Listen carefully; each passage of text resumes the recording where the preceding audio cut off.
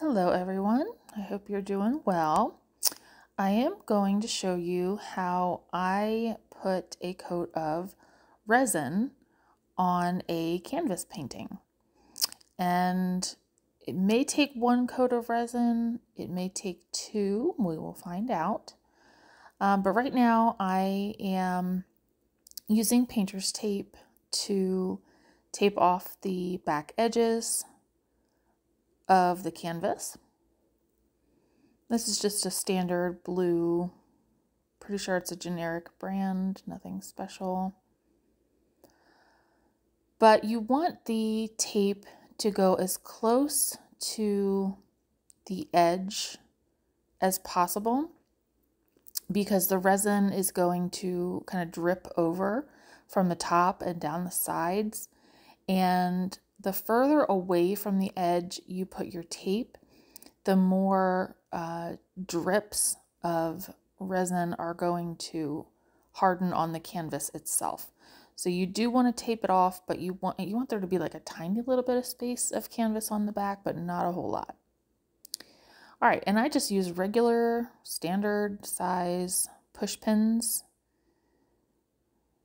And this particular wood is soft, so it's easy to get them in.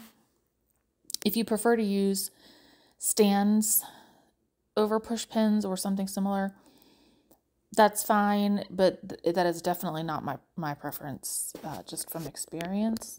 I like having something actually attached to the canvas temporarily while I'm putting the resin coating on.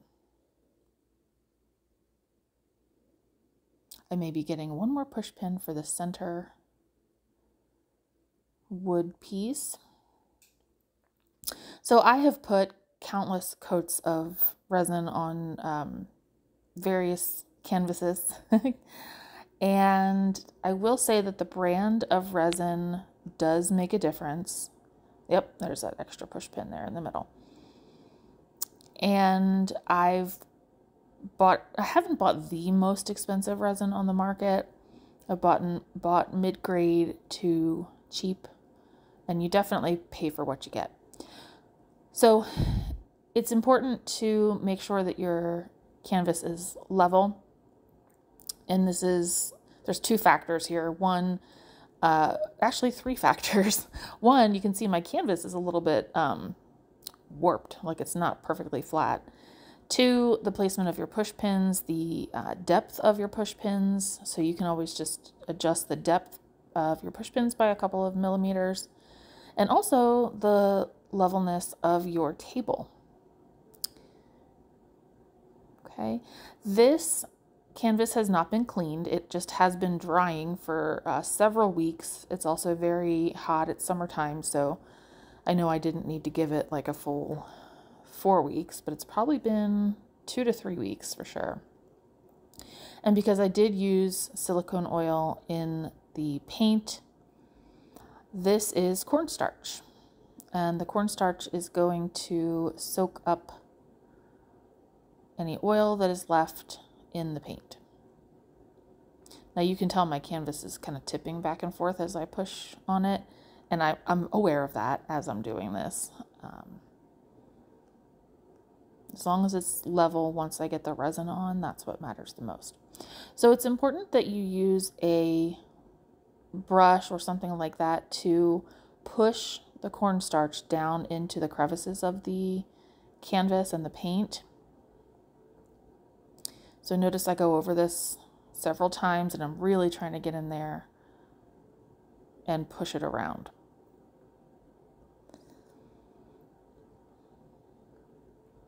Right now I'm in my garage with the door open, the garage door open for ventilation, but I normally do this outside. I normally take a small table outside and just do it out there because I don't like to have cornstarch or any kind of dust in my little station in the garage here, but it was complicated to move my camera setup. So notice I'm also concentrating on the sides of the canvas.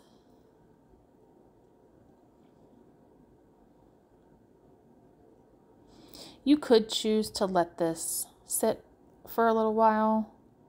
I did not.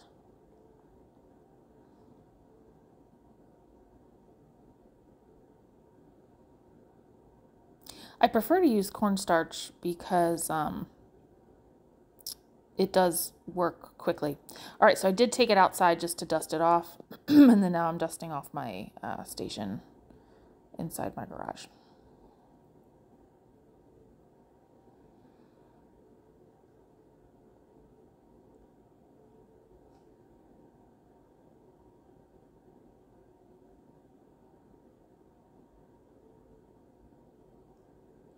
Okay, so what I have there in that spray bottle is 91% isopropyl alcohol.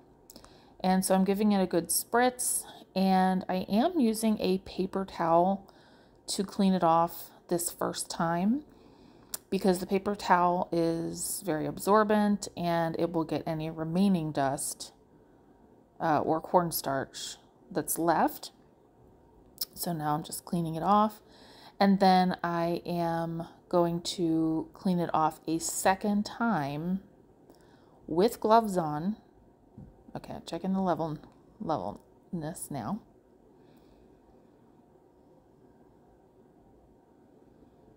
And this is where you can touch it with your fingers at this point, but before you clean it for the final time, you need to make sure you have gloves on. So I'm going to go ahead and put on gloves, and you'll see shortly that I'm going to use, yes, a coffee filter to clean it off with the alcohol, the 91% isopropyl alcohol again. And the reason I use a coffee filter is because it's lint free. It will, you know, rub down the paint on the canvas to clean it with the alcohol without taking off too much paint. And then it will not leave any lint or little fibers behind. Okay, and you'll see shortly that I do have my gloves on at this point. That's because I don't want any of the oils on my hands to get on the canvas. If you have ever tried to put a coat of resin on a canvas before, whether it has silicone oil or not, you will know that it is not an easy process, and that getting little divots in the resin as it dries is there's a fairly high probability, even if you haven't used oil in your paint. Oh, this is a quick shot. Make sure you spray the back of your canvas with water. It helps to tighten up the fabric and keep your canvas as straight as possible during this process. So still cleaning it with the alcohol. I want to make sure that there is as little oil left as possible. But what I was saying before was, even if you've done everything in your power to remove the oil from this canvas, you may still end up with divots in your resin once it dries. I'm just showing you there. It took off a very, very small amount of paint. Not a big deal whatsoever. I know it's been sitting for weeks and weeks to dry. But resin can be very temperamental. Again, it depends on the quality of the resin, but it also depends on the humidity level outside and the temperature outside. All right, so I am taking my painter's tape again, and I'm essentially building a dam around the edges of the canvas. Now, you can do this with one continuous piece of tape. You do not have to rip it off into segments like I'm doing here. In fact, I've done 2 to 3 more of these since I recorded this, and each time I just keep the same strip of tape as I go around the canvas. Whatever makes you more comfortable. For this, I just wanted to ensure good coverage. Before I finish the side, I take usually my thumb or whatever, and just make sure that the tape is adhered right there. I just did that. Adhered to the canvas. So what this is going to do is allow the resin to sit on the top of the canvas for the first 30 minutes or so, essentially forcing the resin to stay on top of the canvas. And so I'll explain the rest of the process as we go on. I've tried it without making this tape dam before, and I haven't had as much luck. So I do believe that this is worth the time and effort. It didn't take me very long. This is real time here. I do speed up parts of the video, but this part is not sped up at all.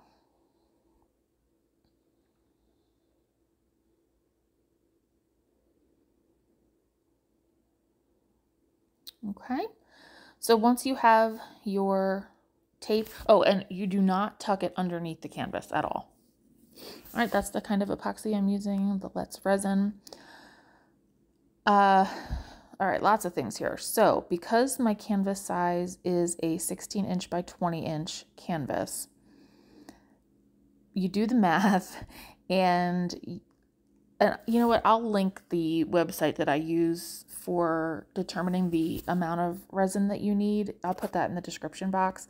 But I needed 11 ounces of resin total. So I did not have any cup big enough to mix 11 ounces of resin. I would have needed 5.5 ounces of part A and 5.5 ounces of part B. So what I did was I mixed, I believe, 6 ounces in one cup and 5 ounces in the other.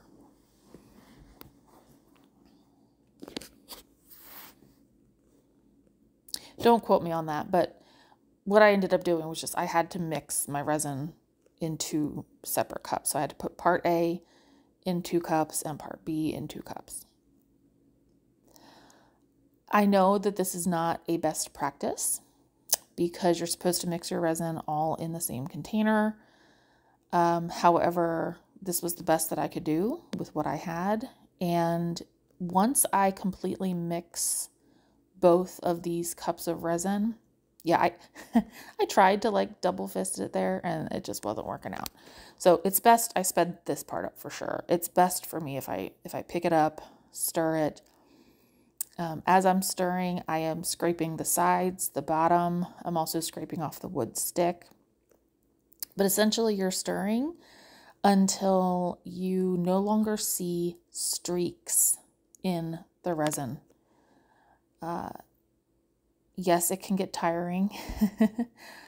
At this point, I'm showing you that there are still streaks. You probably can't see them. Maybe you could. But yes, there were definitely still streaks. They're clear streaks, but they're streaks nonetheless. But anyway, once I get both cups completely mixed, I do kind of dump the resin back and forth from one cup to another to try to integrate the 2 cups before I pour them on the resin. So I just, nice and clear there. Yes, there are bubbles, but there are no streaks. Beautiful. Yeah, I had just run out. I think I had 15-ounce cups prior, and I just ran out. And I tried using some reusable cups, but I had a hard time getting the dried epoxy out of them. So if you have any tips for me, I'm all ears.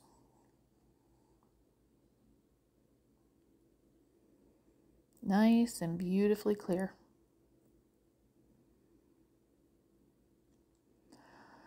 You know, the reason you're not supposed to mix resin in 2 separate cups is because, you know, the ratio might be slightly off from one to the other, and then you go to pour them on the canvas, and then they look different or mix differently on top of the canvas. So I get it. But I did need a decent amount for this large canvas size.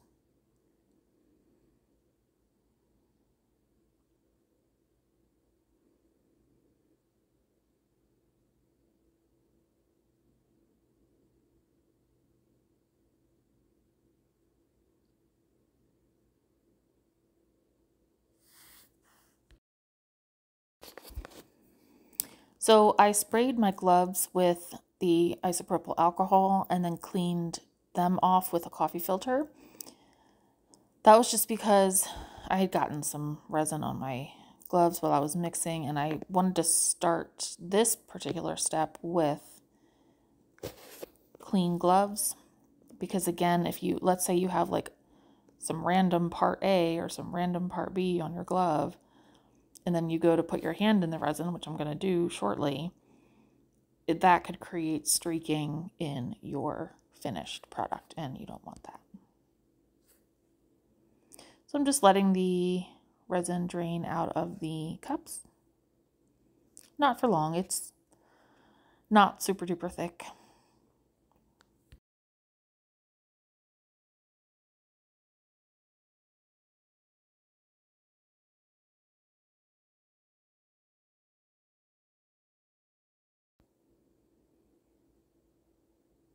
And I intentionally do not scrape the rest of the resin out of the cups. And again, that's just because maybe there's a little bit of the part A or part B, by itself that didn't get mixed in perfectly. And I just would rather not risk adding that into my piece right now. So I just take my gloved hand and I just like to use circular motions, mainly to make sure that the resin is fully covering the canvas. And then I am pushing it directly up to the tape on the edges. The resin is touching the tape.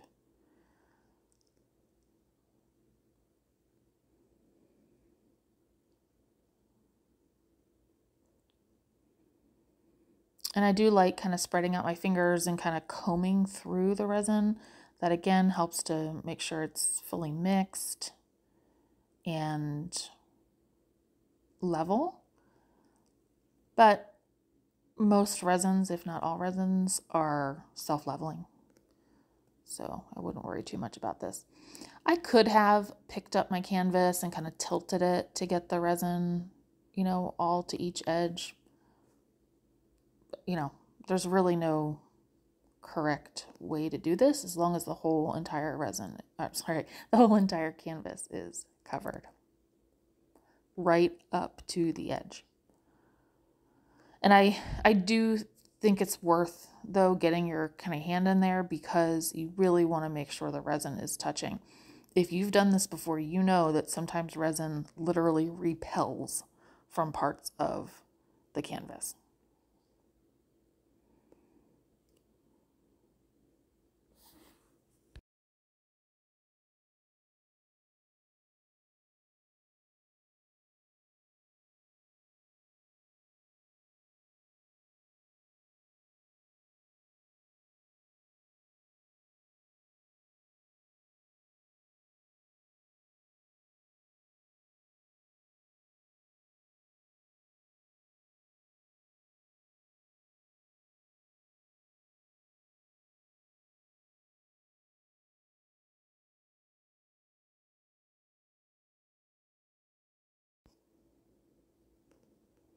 Okay, so I'm just taking my, excuse me, my blowtorch and working fast and popping any air bubbles.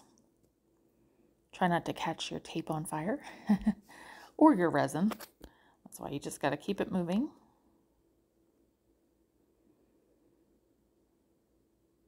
This is not the first time, or sorry, this is not the last time I will torch the resin, but it's the only time I'll torch it during this particular step.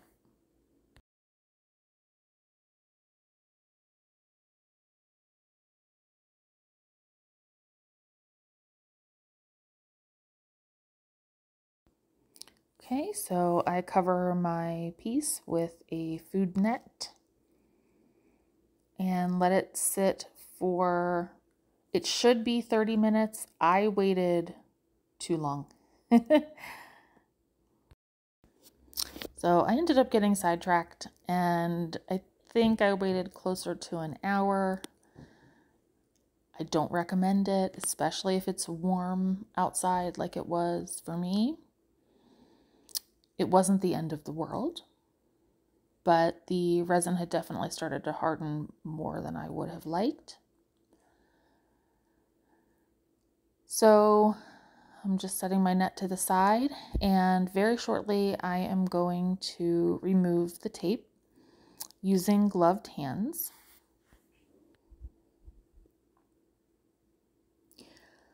So this can be a little bit messy. Just make sure you have a place to lay down the tape once you've taken it off. The resin will start to come over the edges, but it's not like it's going to gush over because it has hardened up a little bit.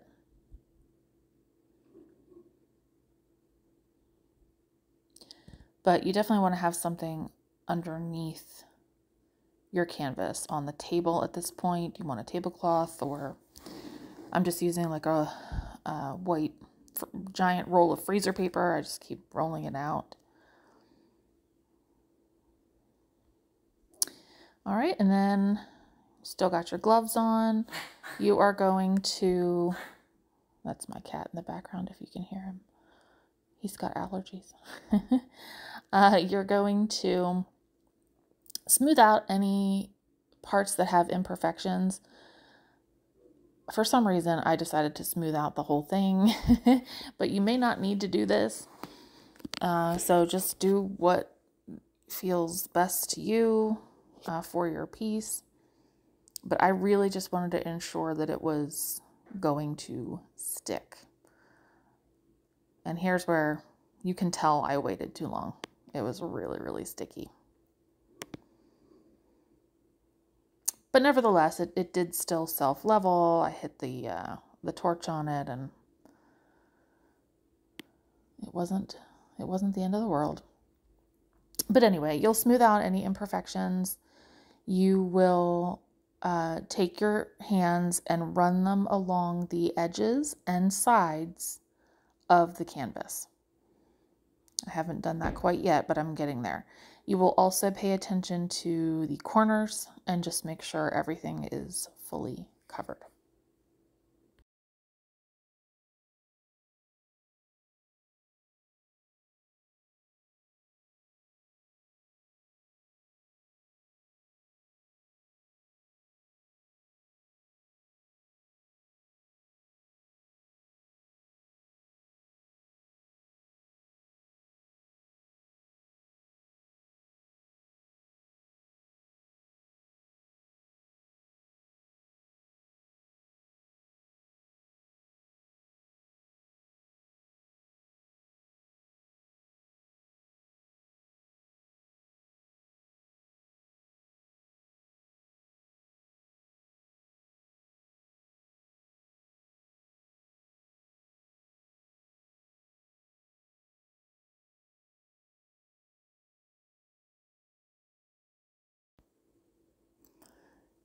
And you'll be able to tell on the sides if resin hasn't hit it yet because you'll feel the roughness. So as you go back and forth with your hands, just make sure it's nice and smooth. You'll definitely be able to tell. You'll also want to be checking for any bugs that have flown into your resin, or hairs, or any kind of fiber that may be floating around in the air. Like I said, I'm in my garage with the door open, and lots of bugs come in, especially because I have my fluorescent lights on. Especially as I get closer to the nighttime, more and more bugs come in. We have 2 cats and 2 dogs, so I often have pet hair on my clothing. And I kind of forgot to mention too that I do lint roll my clothes before I start, just because I am, you can't tell really, but I'm leaning over the canvas, and you really just never know what could fall in there and essentially ruin your coating.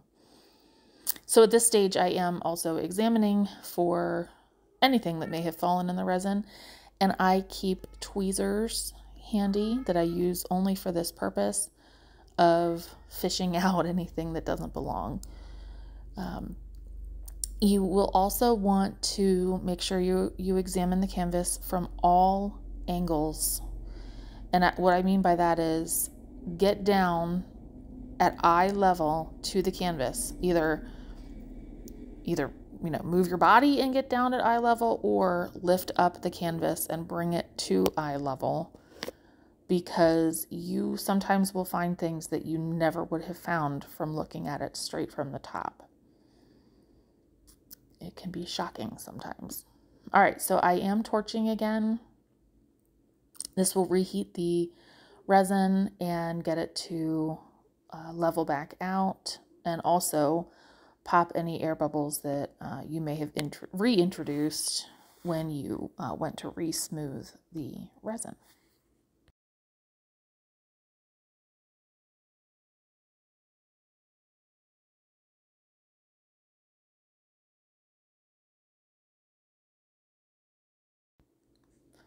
Okay, so I'm taking you down for that eye level close-up. You can see that it's not perfectly smooth. I did just torch it, so I know I need to give it a little bit of time. And I am scraping the bottoms once again with a popsicle stick. If I didn't mention this step before, I meant to. So prior to that 30-minute.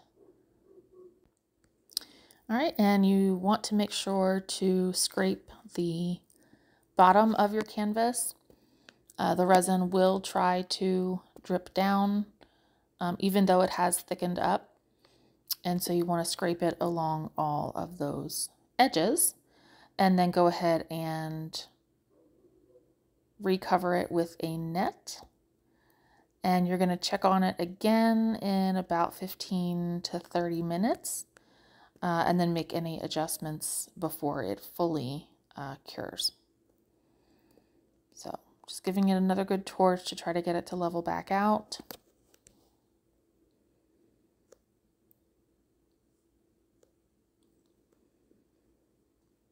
All of this will be worth it, I promise. So there's a quick shot. I did cover it with a net. Now, this is a different painting, but I want to show you, I did all of that and it still had divots in it. Still. And that's what happened with the blue painting that we've been watching. So I did just want to give you a shot, an example of what it can look like even after you go through all of those steps. So I had to repeat the taping of the sides, building that dam. I poured half the amount of resin and then kind of babysat it in the same way, and look at that finish. Okay, so it did take 1.5 coats. I did end up with drips, but I'm going to show you how to handle those. But I got a near perfectly smooth, glassy finish, and I'm really happy with it. Okay, so again, I'm going to show you shortly how to handle the drips, but just look at that smoothness. Beautiful. It just really brings that paint back to life, especially if you've used metallic. All right, so I probably didn't mention it, but that had cured for a full 24 hours. Okay, so flip it over, and we're going to be taking the tape off of the back. If any tape gets caught underneath the drips of resin, you are going to reheat it briefly with a torch, and it will soften the drips of resin up so that you can just peel them right off. This is sped up, and it did get a little bit tedious. I'm not gonna lie.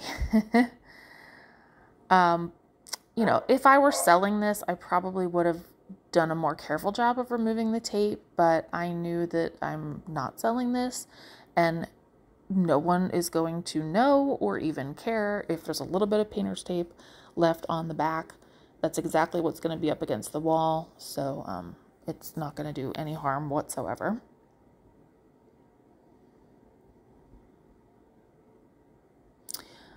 I was using my tweezers to give me a little bit of assistance with pulling up the tape. You could also use an X-Acto knife or a crafter's knife, which I have. I just was using the tweezers. So what I have here is an 80 grit. I'm pointing to the 80, P80, 80 grit sanding block, or I should say sandpaper that is Velcroed to a like a handle block thing, which I love. I really don't care for the feel of sandpaper on my hands, and that handle thing is kind of like a foam, and makes it very easy to do. So I'm just sanding down the drips of resin that are hardened. And again, the 80 grit I think is perfectly fine. I'm not getting them completely off, but I'm just sanding them so that they're almost flush with the back of the canvas. I don't mind that you can still tell that they were there. Again, I'm not selling it. And even if I were to sell this, to me, it's just kind of one of those marks that this was handcrafted, homemade. There will be imperfections. So the top and bottom of my piece of sandpaper there were getting kind of eaten away. So I just started using the block in the other direction.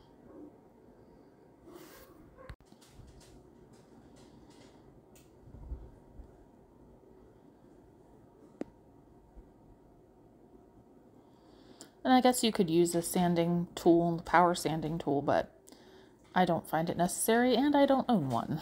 So I just keep rotating the canvas so I don't have to reach too far.